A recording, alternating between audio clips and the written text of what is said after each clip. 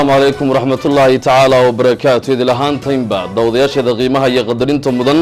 ميل والبود دافها عالم كشوكتان دوديال كسر دوادا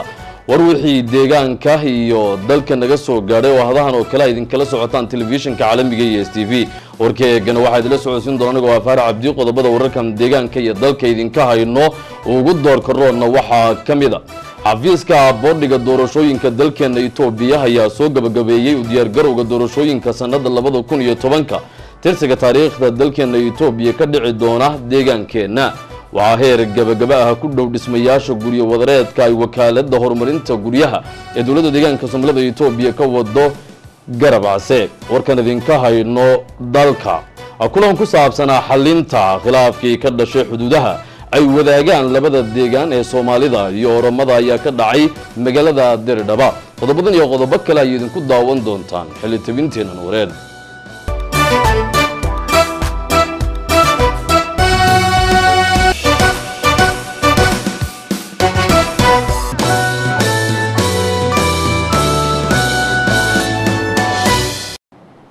markale daawadayaasha qiimaha iyo qadarinta mudan oo sarag maqal wanaagsan oo wacan kuna soo dhawaada war wixii deegaanka iyo dalka naga soo gaadhay oo faahfaahsan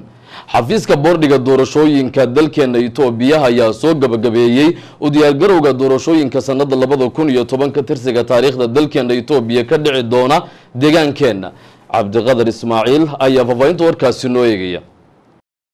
xafiiska boordiga doorashooyinka dalkeena Itoobiya ayaa soo gabagabeeyay u diyaar garowga doorashooyinka sanadda 2010 xafiiska boordiga doorashooyinka dalkeena Itoobiya oo kaashanaya laanta doorashooyinka deegaanka Soomaalida Itoobiya ayaa tababar u qabtay howlwadeenada doorashooyinka sanadda 2010 taas oo lagu soo dhisayo golayaasha baarlamaanka qabalayada degmooyinka waliba maamul magaalooyinka deegaanka Soomaalida Itoobiya howlwadeenada tababarka qaadanaya oo tiradoodu dhan tahay 198 xubnood ayaa laga soo kala xulay 93 degmo iyo waliba 6 ismaamul magaalo ee deegaanka Soomaalida Itoobiya mudane Wandimo Gola ku xigeenka xafiiska boordiga doorashooyinka dalkeena Itoobiya oo furitaanka tababarkan ka hadlay ayaa sheegay in guud ahaan la soo gabagabeeyay u diyaar garowga doorashooyinka sanadda 2010 wuxuuna intaasi raaciyay in doorashooyinka ay noqon doonaan mid sinaan iyo cadaalad ku dheehantay mudane Wandimo Gola ku xigeenka xafiiska boordiga doorashooyinka dalkeena Itoobiya waxa uu sidoo kale sheegay in loo baahan yahay in sida ugu habboon casharada loo qaato bulshada qaybaha kala duwan lagu baraarujiyo qaadashada kaarka codbixinta ilaa inta laga gaadhayo codbixinta mudane Maxamuud Abiib madaxa xafiiska doorashooyinka deegaanka Soomaalida Itoobiya ayaa sheegay in guud ahaan la soo gabagabeeyay u diyaar garowga doorashooyinka sanadda 2010 taas oo ka qabsoomaysa degmooyinka qabalayada iyo waliba ismaamul magaalooyinka deegaanka Soomaalida Itoobiya kulay tababarkan ku saabsan yahay qaabkii moogtay loo fulin lahaa diiwaangelinta doortayaasha iyo qaabkii ay u fulin lahaayeen diiwaangelinta musharaxiinta iyo sidoo kale qalabkii iyo adeegyadii mudane Maxamuud Abiib madaxa xafiiska doorashooyinka deegaanka Soomaalida Itoobiya waxa uu sidoo kale sheegay in bulshada qaybaha kala duwan looga baahan yahay inay ku baraarujisanaadaan maadaama doorashadu tahay xaq dastuuriya fariintan waxay noqonaysaa ma ogtahay dadweynaha doorashada ma ogtahay deegaanka ee golayaasha ma ogtahay degmada iyo golayaasha maamul magaalooyinka inay u diyaar garoobaan oo xuquuqda ay leeyihiin ma ogtahay isdiiwaangelinta tay tahay musharaxnimada isku diiwaangelinaya haday ma ogtahay isku diiwaangelinaya doortanimo inay u diyaar garoobaan waa kuwan qaar ka mid ah isku duwaasha tababarka qaadanaya ee ka howlgalaya doorashada sanadda 2010 oo wax ka weydiinay ahmiyadda uu leeyahay inay tababarkan qaataan tababarkani waxa weeye maadaama doorashadii deegaanka la qaban hayo ayaa loo yeertaan la noo sameeyay howlwadeenada doorashooyinkan marka tababarkani wuxuu ku saabsan yahay habkan u diiwaangelin lahayn musharaxiinta ka kale labaad waxa weeye qodobka labaad habkan u diiwaangelin lahayn doortayaasha weeye marka tababarkani faa'iido badan buu noo leeyahay waxaa heer gabagaba ah ku dhow dhismayaasha guryo wadareedka ay wakaaladda horumarinta guryeynta ee deegaanka Soomaalida Itoobiya ay ka wado garabcase Cabdiid Maxamed ayaa faafaynta warkaasi noo eegaya waxaa heer gabagabo maraya dhismayaasha guryo wareedka garabcase guryahan laga wada garabcase oo ay tiradoodu dhan tahay 100 gibi socdeen muddo 3 bilood ah ayaa ay shaqo abuur ka heleen shaqaale aad u tiro badan muddada ay socdaan guryahani waxayna hadda marayaan heerkii ugu dambeeyay hanaanka loo dhisay guryahana ay yihiin mid casri ah oo tayo iyo cimri leh waxaana fulinaya guryahani wakaaladda horumarinta guryeynta ee dowladda Soomaalida Itoobiya oo kaashanaysa wakaaladda dhisaynka iyo naqshadaynta ee deegaanka waxayna ku guuleysteen inay muddo yar oo kooban ay ku dhisaan guryahan casriga ah ee tayada leh idiin muuqda haddaba waxaa nooga warbixisay heerka ay marayaan guryahani laga wada garab case iyo wakhtiga lagu soo gabagabayn doonaba maarayaha wakaaladda horumarinta guryeynta ee dowladdeegaanka soomaalida Itoobiya Marwe Raxmar Riyaale Cumar. guryahana socday muddo 3 bilood hadda oo ku dhow qaybtii gabagabadii muddadii loogu talagalay ku dhamaan doona haduu Ilaahay yiraahdo guryahana waxay ku soo kordhinayaan bilicda magaalada iyo horumarka ka hana qaaday dowladdeegaanka soomaalida Itoobiya tayada guryaha waa tayo aad u sareysa waxaan maxay heedana habeen iyo maalin naga go'an inaan jeegareyno qaybta engineering inay ku tala jiraan tayadooda inay si fiican ay u jeegareeyaan ay u ogaadaan tayada guryaha in guryaha marka gurigan hadhow tolo marka farta laga qaado uu noqdo de guri tayo leh oo guryaha kale ka duwanaada hadhow tolo haduu Ilaahay yiraahdo wakaaladu wayna ku sii socotaa inay guryaha ay sii kordhiso oo intan kuma koobno way ka sii soconayaan haduu Ilaahay yiraahdo guryahani laga wada garab caso oo qandaraaskooda looga faa'iideeyay mas'uuliyiintii hore ee deegaanka ugaasyada suldaanada odayaasha iyo qaar ka mid ah hooyooyinka deegaanka ayaa waxaan wax ka weydiinay heerka ay marayaan guryahani iyo waqtiga ay dhamaystirayaan waxayna noo sheegeen inay waqti dhow ay faraha kala bixi doonaan dhismaha guryahan horta halkan aad arkaysaan Isha Macalina guryuhu gabagabay marayaan muddo gaaban oo 3 bilood ku siman ayaa guryahan la bilaabay maantana aluminiumkii waxyaabaha dee waad arkaysaan waxqabadka sida uu yahay annagoo aaminsan dowladdeegaanka soomaalida Itoobiya maanta dhinac kastaba horumarka ay ka wado in arrin hore oo jiitami jirtay lagu soo gabagabayn karo muddo gaaban ay tusaale u noqoto 100 guri baa halkan ka socda 100 guri muddo gaaban oo 3 bilood ah ayaa lagu gabagabaynaya waxay qaadan jireen 5 sanadood markay ugu yar tahay waayo anagu way arag baan u nahay mashaariicda sida ahaan jirtay marka afka amhariga loo eego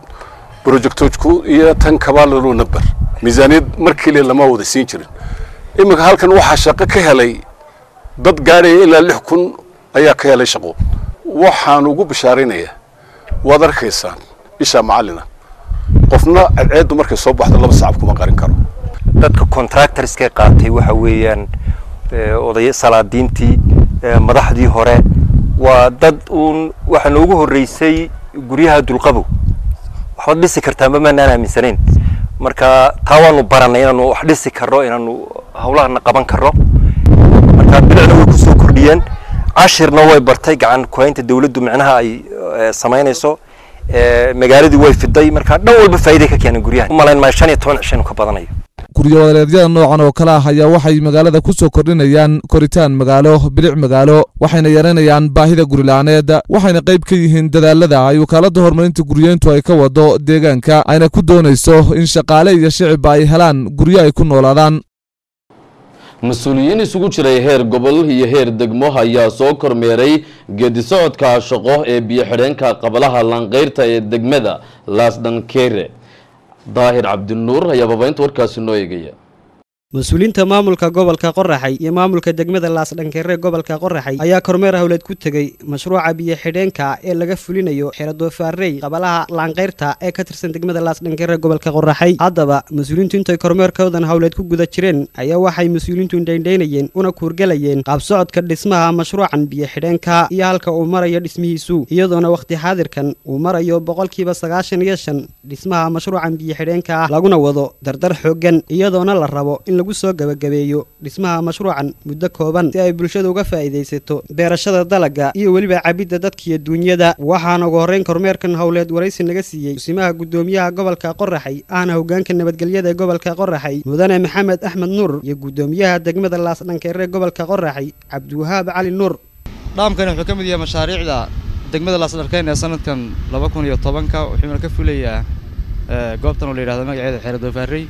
marka xagga carro dhigista marka laga eego wuxuu marayaa 95 ayuu marayaa boqolkiiba sayd ahaan waxa weeyaan waad aragtaan oo goob aad u fiican bay u xuleen injineerka iyo qolyaha halweynada ah ee hawsha ka waday marka insha Allah si dardargelinana waan u wadnaa si roobka xiga ay uga faa'iideystaan bulshadu beeraha iyo xoolahaba sidoo kalena waxa warbixin faahfaahsan naga siiyay dhismaha mashruucan biyo xidheenka iyo halka uu marayo madaxa xafiiska maaliyadda iyo horumarinta dhaqaalaha ee degmada Laasdhankeere gobolka Qoraxay Marwa Aasiya Cabdinaasir iyo injineerka fulinaya dhismaha mashruucan biyo xidheenka injineer Maxamed Dayib Maxamed meeshan aan taaganahay waa biyo xidheenkii degmada Laasdhankeere ee sanadka 2010 loo qabtay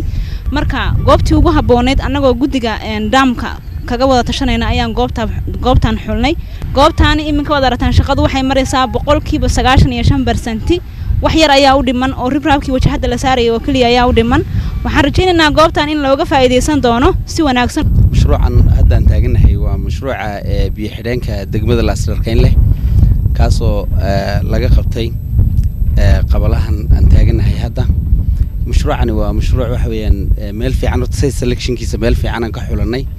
site selectionkaasi oo ah halka ugu horeysa ee haddii aad meel fiican macnaha aad xulato hawsha si fiican ay kugu qabsoomayso biyo kugu filan aad helayso si looga faa'iideysto mashruucan markaa guud ahaan hadda ilaa meelaha catchment area-ga ay biyuhu fadhiisanayaan waxaa lagu qiyaasi karaa ilaa 1 kilomitir iyo waxoogay ay biyuhu fadhiisanayaan meeshan convection-ka carrada aan sameynay biyahan lagu xidhay haddii aan tusaalahaan ka hadlo dhererkeedu 200 mitir weeyaan halka jooguna uu yahay 7 mitir taasi oo hoosta macnaha si awoodda biyaha ay u kantaroolaan ay u xajiyaan aan ka bilownay 230 mitir kuna dhamaanaya krastiga ugu sareeya ku dhamaanayo 8 mitir in macnaha laba gaari ay isku dhaafi karaan taasi oo marka qaybta saayidka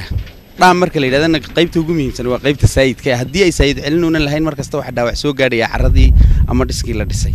marka markii saayidku ay ka baxayeen waan ugu talagalay oo waan cabir macnaha survey-gii markii aan sameynay ayaan ku qaadnay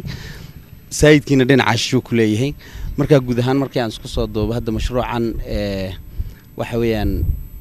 macnaha 95% carra dhigistay waan dhameystirnay mashruucan ayaa ka mid ah mashaariicda ay fulinayso degmada Laasdhankeere sanad miisaaniyadkan 2010 waa tirsiga dalkeena Itoobiya qaybna ka ah barnaamijka baabaco ee aan ku soo ceeshanayno isku filaanshaheena igana kaaftoomi karo deeqaha shisheeye si aan u gaadhno horumar waara oo soo noqosho lahayn Daar Cabdinuureys TV degmada Laasdhankeere gobolka Qoraxay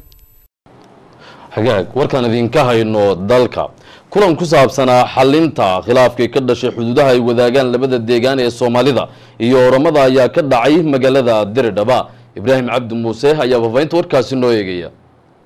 khilaafkii ka dhashay xuduudaha ay wadaagaan labada deegaan ee Soomaalida iyo Oromada oo saameyn ku yeeshay shacabka labada deegaan ayaa laga wada hadlay waxaana magaalada Dirdhaba isugu tagay mas'uuliyiin kala duwan oo ka socotay labada deegaan ee Soomaalida iyo Oromada iyo waliba heer federaal waxaana kulankaasi ay isugu yimaadeen mas'uuliyiinta kala duwan shir gudoominayay wasiir dawlaha wasaaradda arrimaha federaalka iyo horumarinta bulshada reer guuraaga ah ee dalka mudane Mulgeeta Wallota waxaana kulankaasi aad loogu lafaguray sidii dadka soo barakacay loogu celin lahaa goobahoodii isla markaana muddo gaaban loogu soo gabayn lahaa hawshaasi waxaana ugu horeyn ba arintaasi ka hadlay mudane Mulgeeta Wallota oo ah wasiir dawlaha wasaaradda arrimaha federaalka iyo horumarinta bulshada reer guuraaga ee dalka waxa uu sheegay inay laga maarmaan tahay in amniga iyo xasiloonida la sii adkeeyo isla markaana la fuliyo hawshaasi በቅዱ ላይ ተስማማንባቸው ጉዳዮች አንደኛ አሁን በኦሮሚያና ሶማሌ አዋሳኝ አካባቢዎች ሰላም እንደሰፈነ የታጠቀ ኃይል ከሁለቱም አካባቢዎች እንዲወጣ በመደረጉ ባለፉት የአንድ ወር ጊዜያትና ከዛም በላይ ለሆነ ጊዜ ግጭት እንደሌለ waxyaabaha aan ku heshiinay ee qorshaheena ku jiray waxa ugu horeeyay in goobaha xuduudaha ah ee ay wadaagaan labada deegaan ee Soomaalida iyo Oromada nabad laga dhaliyo isla markaana labada dhinac ciidamada laga qaado arintaasina waxay dhalisay in waqti gaadhaya bil iyo dheeraad laga nasto isku dhacyadii hadda ku hor jiray qodobka labaadna waa hubinta iyo xaqiijinta deganaanshaha xaaladda waxaan ognahay in ay dadku diyaar u yihiin inay goobahoodii ku noqdaan dadkaasi qaarkoodna waad la xaajooteen qaarkoodna idinkoon la xaajoonin ayay si cad u muujiyeen dib u noqoshadooda sidaa darteed labadan qodob ee asaasiga ahi way hirgaleen sidoo kalena waxa uu sheegay Mulgeeta Wallota in loo baahan yahay in muddo 15 maalmood gudaheeda lagu dayactiro guud ahaanba meelihii bulshada adeegga siinayay ee la gubay ay ka mid ka ahaayeen goobaha waxbarashada kuwa caafimaadka biyaha iyo wixii la halmaala የተቃጠሉ ንብረቶች አሉ የወደሙ ተቋማት የጤና ተቋማት የትምህርት ተቋማት የውሃ ተቋማት መኖሪያ ቤቶች አሉ እነዚህ መጠገን አለባቸው በወሳኝ መልኩ በ15 ቀናት ጊዜ ውስጥ የውስጥ ተፈናቃዮችን ወደ ቀያቸው ለመመለስ ተስማምተናል waxaa jira hanti la gubay oo ay ka mid yihiin goobo caafimaad xarumo waxbarasho goobihii biyaha iyo waliba guryo ay dad ku noolaayeen sidaa darteed waa in la dayactiro oo muddo 15 maalmood ah lagu hagaajiyo dhammaantoodba si dadkii soo barakacay goobahoodii loogu celiyo waxa kaloo loo baahan yahay in hawshan fulinteeda ay maamuladu xil iska saaraan oo sideeda loo fuliyo maxaa yeelay haddii uu maamulku xil iska saari waayo hawshani sidii loogu talagalay uma fulayso intaasi kadibna waxa iyaguna kulankaasi ka hadlay mas'uuliyiintii ka soo qayb gashay kulankaasi ee ka socday labada deegaan ee Soomaalida iyo Oromada waxaana ugu horreyn baa arrintaasi ka hadlay wasiirka waxbarashada ee dawladda deegaanka Soomaalida Itoobiya Mudane Ibrahim Aadan Mahad የሶማሌ ክልል ቀበሌ ሆኖ እዛ አካባቢ ከኦሮሚያ ቀበሌ ጋር ሲዋሰን የነበረው እና ግጭት የተፈጠረ ስለነበረ የተፈናቀሉት ወገኖቻችንን አሁን ሁኔታው የተረጋጋ ስለሆነ ወደ ቦታቸው እንዲመለሱት ከ85% በላይ ኦልሬዲ ተመልሷል dadkii ka tirsanaa qabalayada Soomaalida ee ku noolaa agagaarka xuduudaha qabalayada Oromiya ee isku dhaca awgii uga barakacay 85% goobahoodii ayay dib ugu noqdeen maadaama ay hadda xaaladdu degan tahay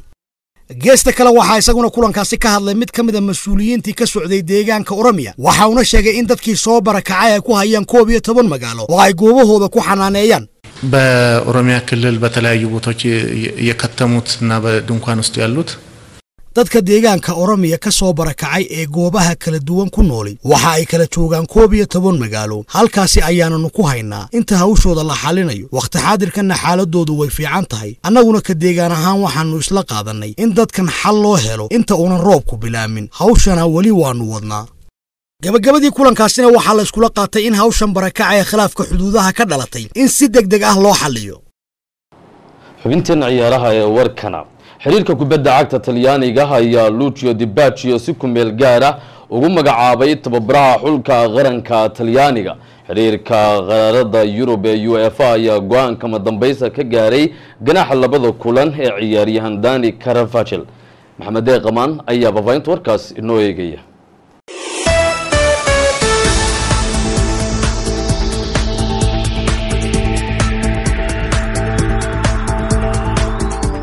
xiriirka qaaradda Yurub ee UEFA ayaa go'aanka madambaysa ka gaaray Dani Carvajal inuu ciyaari karo kulanka xiisaha leh ee kooxdiisa la ciyaaraysa Paris Saint-Germain wareegga 16 kooxood ee koobka horyaalada qaaradda Yurub UEFA waxay xaqiijisay inaan la cafin doonin Dani Carvajal isla markaana dhameysan doono ganaaxii labada kulan kadib markii uu jaala ka qaatay kulankii shanaad ee wareegga guruubyada taasoo loo arkay inay tahay waxyaabo ka hor imanaya sharciga Dani Carvajal ayaa jaala qaatay kulankii ay 6-0 kaga badiyeen Eibar Nicosia waliba daqiiqadihii ugu dambeeyay kulanka wuxuuna sameeyay kulankii ay kooxdiisa macnaha uu fadhiyay si taan buuxa labada lug ee Paris Saint-Germain xiriirka qaaradda Yurub arintaas si weyn ugu faraxsaneen ayaa ganaaxa labada kulan midna wuxuu ahaa kulankii Dortmund sida sharciga ah uu rabay inuu seego iyo kulanka 14 February la ciyaarayaan Paris Saint-Germain lugta hore wareegga 16 kooxood ee tartanka UEFA Champions League Real Madrid ayaa isku dayay in xidigan laga cafiyo ganaaxa dheeraadka balse ma jirto wax cafin oo loo sameeyo xidiga reer Spain kadib markii ka fariisteen guddiga anshaxa xiriirka kubadda cagta ee qaaradda Yurub Los Blancos ma heli doonto kulanka Santiago Bernabeu markii hore dhibaatooyin dhanka daafaca la tacaalaysay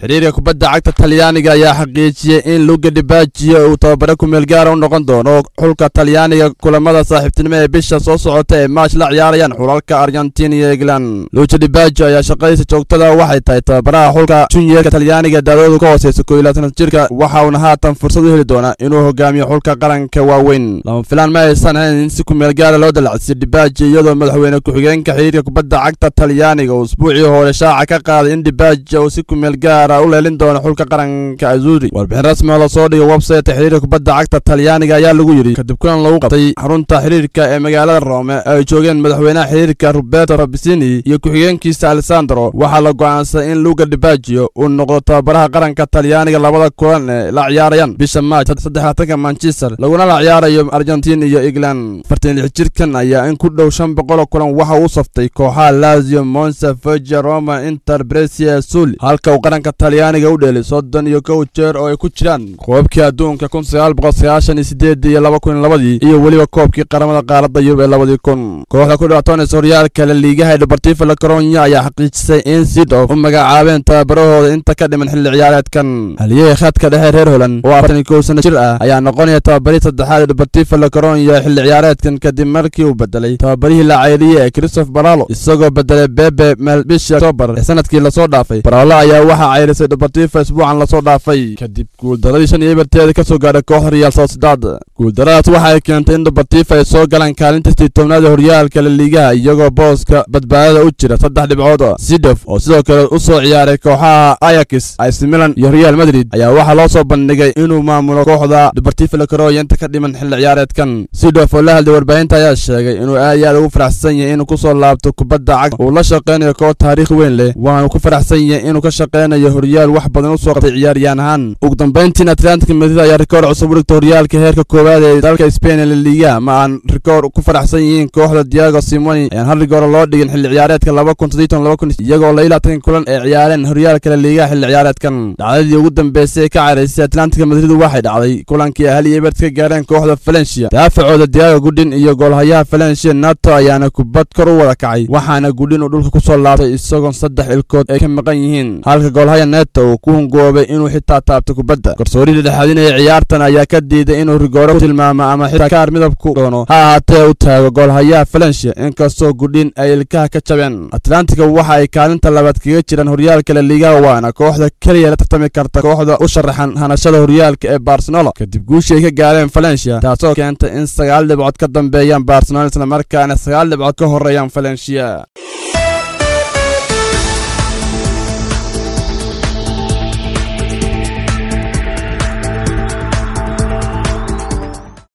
dawadayaasha qiimaha iyo qadarinta mudan intaas waxa inoogu dhawr wixii deegaanka iyo dalka naga soo gaadhay warkayga waxa idin la socodsiinaya anigoo Faarac Cabdi aniga asxaabtiga la qayb qaadatay tabinta warkan intaan dib ugu kulmi doona xilli tabinteena dambe ee wareed anagoo isku duuban waxaan idinku dhaafeynaa sidaas iyo amaana Allah